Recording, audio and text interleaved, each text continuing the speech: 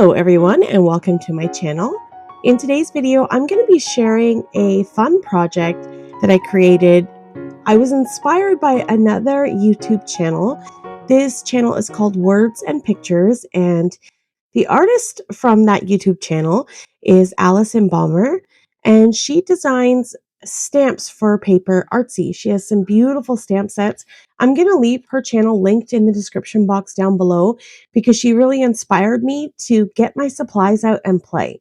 So I'm going to show you today a watercolor technique on some simple Bristol Smooth cardstock, and I'm going to create some fun winter tags. And I've got a few tips and tricks to share with you along the way. So let's dive into today's projects. So first I've got some Winsor Newton watercolors squeezed into these little paint palettes here. And I have my Bristol Smooth cardstock cut up into tags. The tags measure 6 inches by 3¼ inches.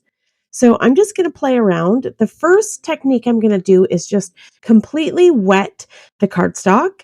And then I'm going to grab some paint and just kind of drop it in. I'm not doing anything crazy. I'm just letting the paint do the work. I'm just adding some different colors and some variations of color, a little bit darker towards the top because I'm aiming for like a night sky here. And I'm not a watercolor expert. I just make a mess, and hopefully it looks good when I'm done. That's my plan. So I'm just going to drop in this color and let that water work its way through and just kind of help carry it down to the bottom of the tag so that it has a gradient effect and looks lighter towards the bottom. So it looks like, a night sky with some snow sort of built up at the bottom. I'll just use my heat tool to help this dry and help it along the way. And then there are some puddles left on my desk here, and I just use one of the tags to pick it up. I don't want to waste any color here, and I like the different effects that you get. And when you tap this in, you get like a really intense sort of texture in the background. So I'm going to grab my paintbrush, and I'm just using a random round paintbrush. It's nothing fabulous. It's just some Michael's special, 20 paintbrushes in a pack or something. And I'm going to do the same thing and dip that color in and try to fade the color out towards the bottom. And you can kind of see that texture in this tag from where I tapped it into the glass work surface that I'm working on. This glass work surface is actually from Glassboard Studios. I got this for my birthday from my husband. It's just beautiful. This is actually the first time that I got to use it, creating these tags. So again, just dipping my brush into the color and letting it spread out and let the water do the work. And these are the tags that I've created so far. They're nothing spectacular, but for this kind of project, you really need to trust the process. So I've dug through my stamps and I pulled out a bunch of red rubber stamps. I think they stamp the best on this type of medium, on Bristol Smooth and watercolor and different inks and stuff. I think that rubber stamps just work really great for that. So I've got a messy writing stamp from Tim Holtz. I don't know what it's called. I'll leave the stuff that I used linked in the description down below. And I'm using some Distress Oxide weathered wood, and I'm just creating some texture in the background of these tags. Just aiming to, you know, make some fun mixed media style stuff. It's not my typical style, but I love vintage and mixed media looks. I'm just not a fan of super messy crafts.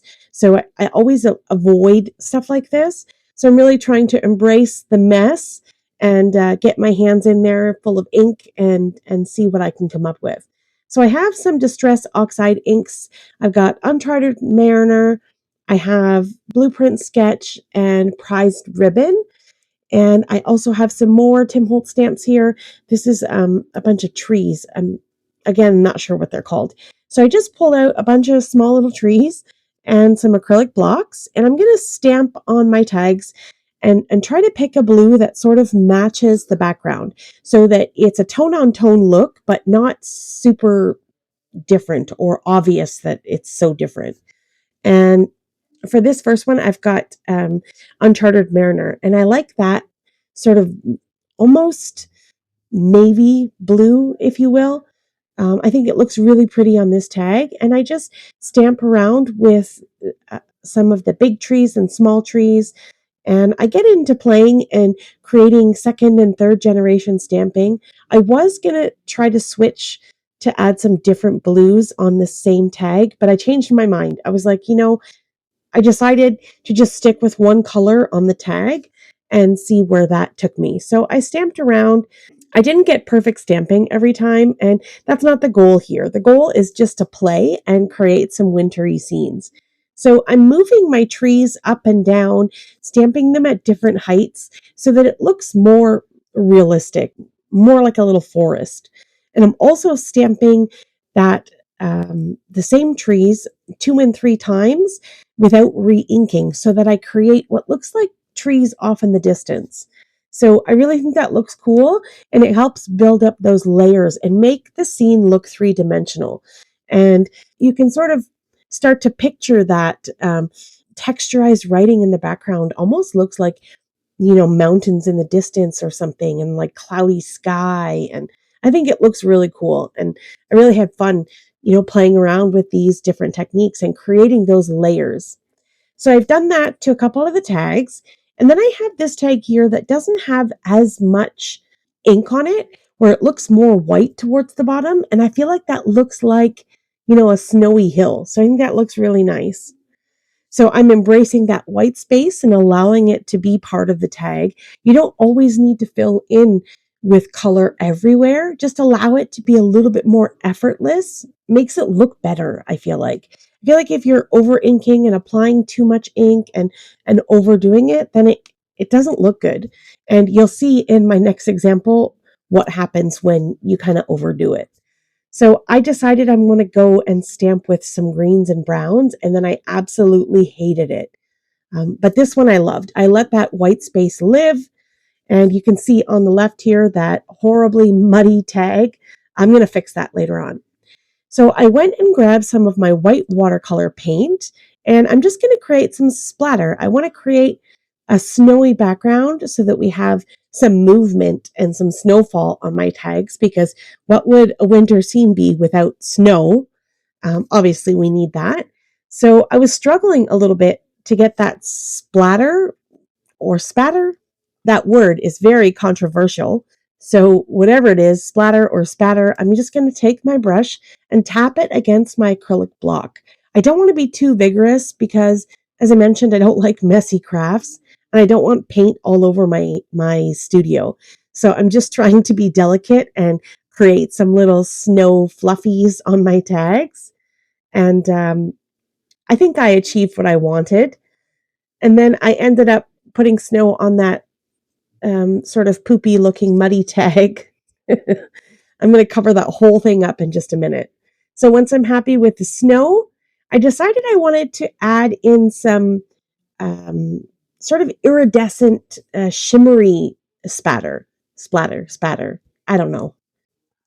I have these Gonzai Tombi something or other like that, shimmery paints. This is the Starry Night set, and it has this beautiful pearlescent, it's almost like mica powder or something like that, but it's a beautiful shimmery paint. So I've soaked this with some water and put a bunch of it on my work surface, and I'm going to pick a word. I'm going to call it splatter. Whether or not people like it, I don't really care. I'm going to splatter this iridescent ink all over my tags. And it's just going to help create that beautiful snowy business going on. I'm tapping my paintbrush over my acrylic block. And so here's what these look like so far. They're absolutely gorgeous. I love the shine. I love the snow. I love the texture and the scene. I'm just so in love with these. They turned out so lovely.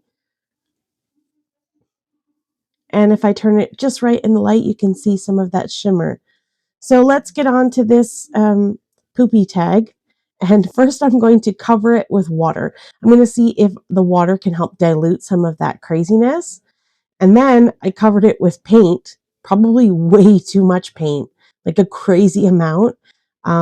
I thought I'm one step away from tossing this in the garbage. So worst case, if I don't like it, I don't like it. So I'm just going to soak it with water and paint and just cover it all up. And then I'll dry it with my heat tool and see what we have. So it didn't turn out so bad. I really worked the paint in, and I was surprised on how well this paper held up because it's not watercolor paper. It's just Bristol smooth cardstock. So I'm intensifying that color, really trying to cover up the mess that was underneath it. I used a rag and just blotted some of that ink up.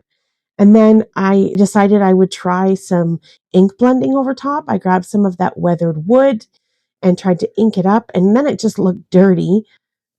I didn't really like that so much. And then I thought, well, I've got this extra iridescent ink left over on my brush here. I ended up getting a bunch of green ink, I don't know where, all over my hands and in my nails. This is why I don't like messy crafts. And so I tried to soften up that green splotch that was there. This thing was just a complete hot mess. I'm laughing at myself watching it back because the process that I went through and the amount of layers of paint that I put on this tag, it's insane that it's still held up. So I finally covered the whole thing with that shimmery paint, and I figured I could make this work. I mean, it wasn't the greatest, but it looks way better than it did. So I took another Tim Holtz stamp. This is like a sketchy sort of cabin in the woods sort of look. And I stamped that with some VersaFine Onyx Black ink. I thought that this ink would really stick to the stuff that was on this tag, just in case, a regular water soluble ink wouldn't stamp properly. I was sure that this would. This is VersaFine Onyx Black ink is an oil-based ink, so it's waterproof and it should, for all intents and purposes, hold up well on this really crazy tag. So it stamped really well. I was happy with that. And then included in that same stamp set, there are these little snowy bits. So again, I wanted to make sure that the ink that I put on this tag was going to stay. So I grabbed some pigment ink to stamp that snowy scene, and I covered the entire tag with all this snow. In the end, this tag was a lot of work, but I liked the result in the end. I was happy with it, and I was glad I didn't have to throw it away. So here are the 4 tags that I made. These beautiful scenes, and they're very different. No two are alike, and they all have a little special bit of character in them. And I'm going to show you what I did to finish them off.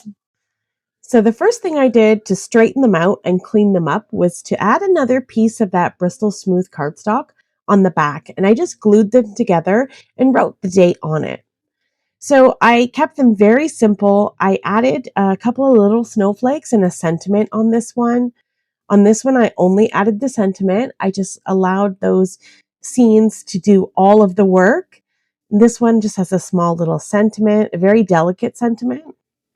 And then this one has a snowflake and a simple word that's peaceful. I think that's what this scene reminds me.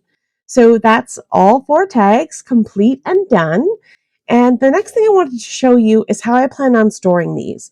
I really like making these, and they're not really for gifts or packages. Maybe they will be someday, but these are just for my own little art journal that I want to create. So I found this book at Michael's. I'm going to show you that in a sec.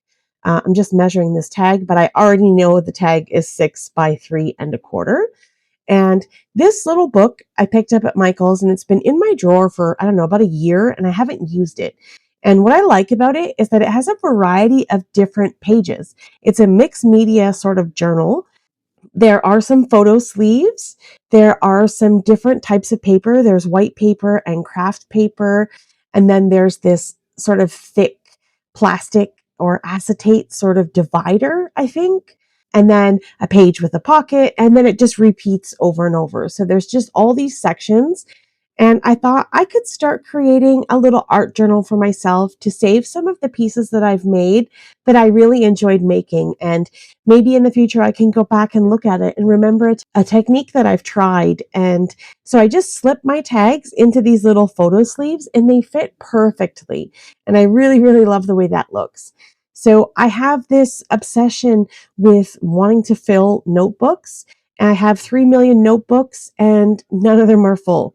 So one day I'd really like to fill a journal or a book with all of the pieces that I've made so that I can reflect and look back on, my journey as an artist and a paper crafter. All right, so that's going to be it for today's video. I hope that you enjoyed this fun, creative process and a little bit of crazy along the way. Coming up on screen are a couple of videos I think you may enjoy. Again, check out the YouTube description for the link to the channel Words and Pictures with Allison Bomber. I really think that you'll enjoy that if you enjoyed this style of video.